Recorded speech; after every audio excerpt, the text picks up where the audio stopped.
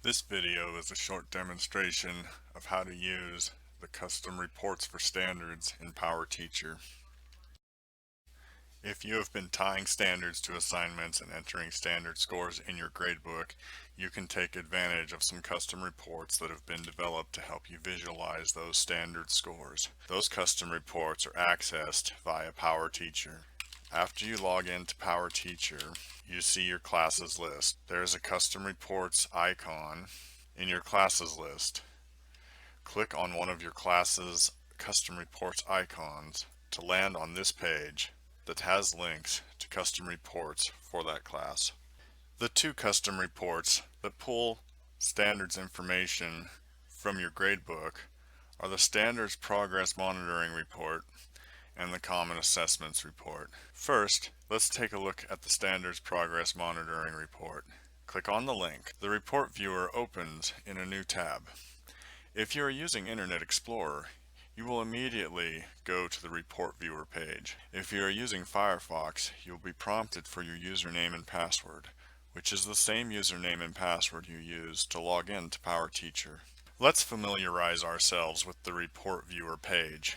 First, note the parameters pane on the right. Use this pane to specify parameters for the report.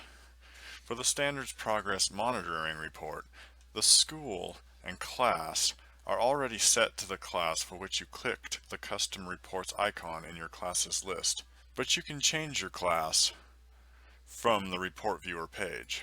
Next is the Learning Essential parameter, which defaults to all top 10. You can change this to view only scores related to a certain top 10, or you can leave it set to all top 10 to see scores for all your standards. Last is the reporting term. You can specify a reporting term to see only scores for that term, or you can set it to all reporting terms to see scores from all the terms. Note that for semester-long classes with a single semester reporting term, this parameter doesn't really do much, as all reporting term or the semester for that class will return the same scores. Once you've set the parameters, click Apply. After a moment, the report pulls scores from your gradebook. Now you can hide the parameters pane so you can look at the report by clicking this arrow button on the left side of the parameters pane. Click that same button when you want to bring the parameters pane back. For now, I'm going to hide the parameters pane so we can look at the report. This report shows standard scores for the class grouped by top 10 and then by success criteria. It shows each time a success criteria was assessed in order from oldest to most recent. This visualization helps you see the progression of students' learning. As this report was run for all top 10 and all terms, there is a lot of data, and I have to scroll far to the right to see all the scores. If I use the parameters pane to change the reporting term from all terms to a specific term, and then click Apply,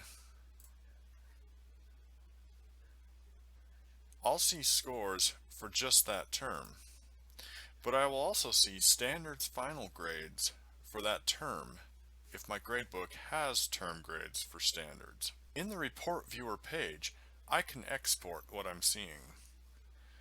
Click on the Actions drop-down, point at Export, and choose one of these options. The two options I like are Excel and PDF.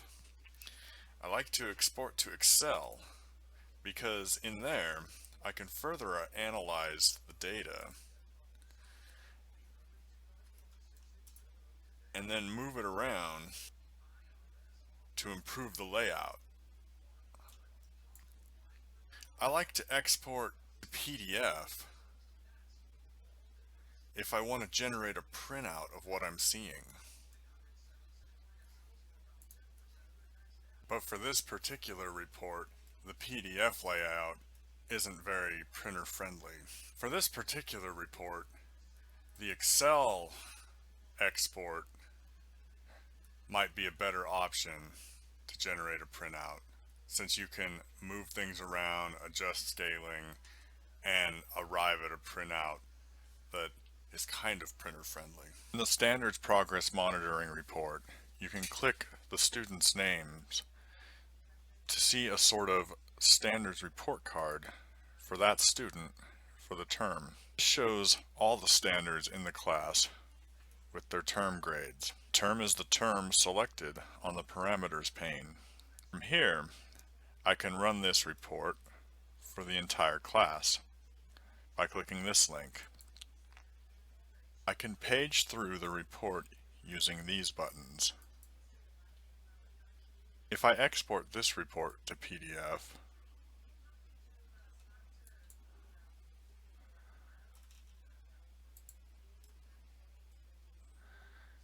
it will put a page break between each student.